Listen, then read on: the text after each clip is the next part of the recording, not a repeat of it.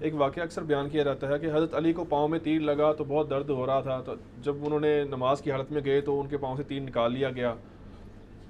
کسی حدیث میں نہیں ہمیں ملا، یہ تاریخی واقعات ہیں، یہ فضائل اعمال کے اندر لکھا ہوا ہے، ٹھیک ہے بھائی، ہمیں تو اس کی کوئی سند نہیں ملی ہے۔ مولا علی سے منسوب اقوال جو عوام الناس مشہور ہیں، ان کی حجیت کیا ہے؟ کن کتابوں؟ کچھ چیزیں نہج البلاغہ میں مل جائیں گی، زیادہ تر تو بس اقوال زرعی ہیں جو حضرت علی کی طرف منسوب کر دیے گئے ہیں، حضرت علی نے نہیں فرمائے ہوئے۔ تو یہ ضعیف روایتیں، ان کو بیان نہیں کرنا چاہیے، کہانیاں بیان نہیں کرنی چاہیے، وہ چیزیں بیان کرنی چاہیے جو صحیح سند سے ثابت ہوں۔ ہمارے خلفائے راشدین، ہمارے صحابہ کرام، ہمارے محبوب صلی اللہ علیہ وآلہ وسلم جھوٹی روایتوں کے محتاج نہیں ہیں اپنی شان کے لیے۔ یہ ہے مرزے کی تصویر کا ایک رخ۔ فضائل اعمال پر مرزے نے تبصرہ کرتے ہوئے جو بات کی ہے اس کا حاصل یہ ہے کہ جو چیز سند کے ساتھ ثابت نہ ہو سیدنا علی رضی اللہ تعالیٰ عنہ کے متعلق یا کسی اور صحابی کے متعلق، وہ بیان نہیں کرنی چاہیے۔ حالانکہ مرزا خود سینکڑوں باتیں ایسی بیان کر چکے ہیں جن کا سند کے ساتھ کوئی ثبوت نہیں ہے۔ یہاں ہم صرف سیدنا علی رضی اللہ تعالیٰ عنہ کے متعلق جو مرزے نے باتیں کی ہیں اور سند کے ساتھ ان کا ثبوت نہیں ملتا، سند کے ساتھ وہ ثابت نہیں ہے، ہم صرف وہ باتیں آپ کے سامنے رکھیں گے۔ سیدنا علی رضی اللہ تعالیٰ عنہ کے متعلق مرزے نے کئی ساری باتیں ایسی کی ہیں، یہاں ہم بطور نمونہ کے 6-7 باتیں آپ کے سامنے پیش کرتے ہیں جو مرزے نے بیان کی ہیں لیکن سند کے ساتھ وہ ثابت نہیں ہیں۔ باقیوں کو تو چھوڑ دیں، مولا علی کو دیکھ لیں۔ مولا علی جب ایک جنگ میں کافر کے سینے پہ سوار ہو گئے، اس کی گردن اتارنے لگے، اس نے تھوک دیا، حضرت علی جو ہے اس کے سینے سے نیچے اتر گئے، وہ بڑا حیران ہوا۔ تو آپ نے فرمایا کہ پہلے میں اللہ کے لیے سوار تھا، لیکن جب تو نے میرے منہ پہ تھوکا تو میرا غصہ بھی شامل ہو گیا۔ لیکن یہ تو انسان کوئی کنٹرول نہیں کر سکتا نا، تو اب اس میں چونکہ میری ذات انوالو ہو گئی ہے، اب یہ اخلاص پہ مبنی نہیں رہی چیز، تو میں پیچھے ہٹ گیا۔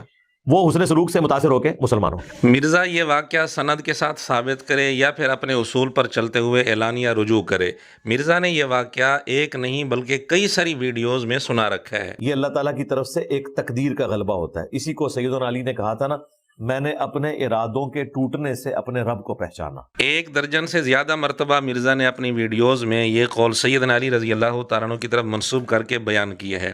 اب مرزا اپنے اصول پر چلتے ہوئے یا تو یہ قول سیدنا علی رضی اللہ تعالیٰ عنہ سے سند کے ساتھ ثابت کرے یا پھر اعلانیہ رجوع کرے۔ ایک دن بعد ہی رزلٹ جب سامنے آیا نا، سر یہی ہونا ہے جو مولا علی کا قول ہے کہ انسان سویا ہوا ہے، جیسے ہی مرے گا جاگ جائے گا۔ او یہ کیا ہوا؟ یہ قول بھی مرزا نے کئی ویڈیوز میں سیدنا علی رضی اللہ تعالیٰ عنہ کی طرف منسوب کیا ہے۔ کیا مرزا یہ قول سیدنا علی رضی اللہ تعالیٰ عنہ سے سند کے ساتھ ثابت کر سکتا ہے یا اپنے لیے اصول اور ہیں، دوسروں کے لیے اصول اور ہیں؟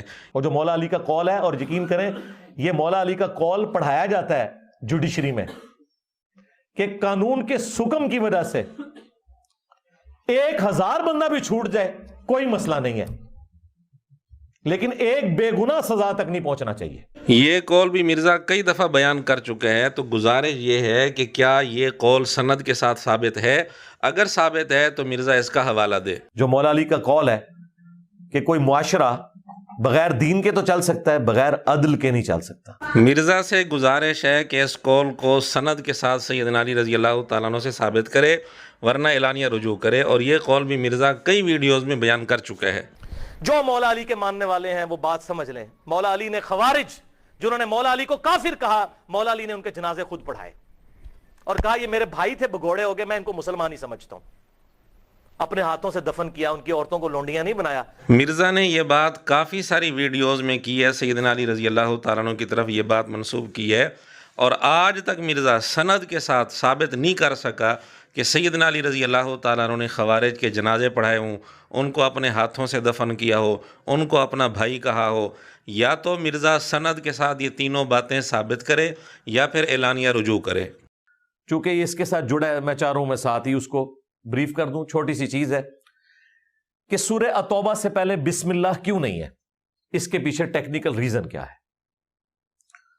المستدرک للحاکم میں صحیح سند کے ساتھ یہ روایت موجود ہے کہ مولا علی رضی اللہ تعالیٰ عنہ علیہ السلام سے جب پوچھا گیا کہ سورہ التوبہ سے پہلے بسم اللہ کیوں نہیں ہے، مستدرک حاکم میں یہ روایت ہے 3273 نمبر پہ، اور اس کی سند میں آپ دیکھ رہے ہیں محمد بن زکریہ بن دینار ایک راوی ہے جس پر بڑی سخت جرح ہے اور اس کو کذاب تک کہا گیا ہے۔ علامہ البانی جن کو مرزا محدث اعظم کہتے ہیں، ان کی کتاب ہے السلسلۃ الضعیفہ جو عربی والی ہے، اس کے اندر 356 نمبر روایت کے تحت انہوں نے لکھا محمد بن زکریہ بن دینار کے متعلق کہ یہ راوی حدیثیں گھڑنے میں مشہور ہے. راوی پر اتنی سخت جرح کے باوجود مرزا صحیح سند کہہ کر یہ روایت بیان کر رہا ہے اور سیدنا علی رضی اللہ تعالیٰ عنہ کی طرف اس قول کی نسبت کر رہا ہے. اب مرزا یا تو محمد بن زکریہ بن دینار کی توثیق ثابت کرے یا پھر اپنی اس بات سے رجوع کرے اور اعلانیہ توبہ کرے،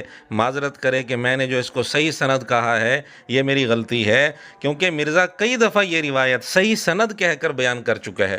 پھر الٹیمیٹلی آپ جب ہم تک پہنچیں گے تو آپ کو پتہ چلے گا کہ اس پلانٹ ارتھ پہ صرف ہم ہیں جو قرآن و سنت کے ریفرنس دکھاتے ہیں، باقی صرف گپ شپ بتاتے ہیں. گپ شپ. ہاں جی. اچھا عقیدے کی جی اب سب کو پتہ چل چکا ہے کہ مرزا کے اس طرح کے دعوے کس حد تک حقیقت پر اور صداقت پر مبنی ہیں.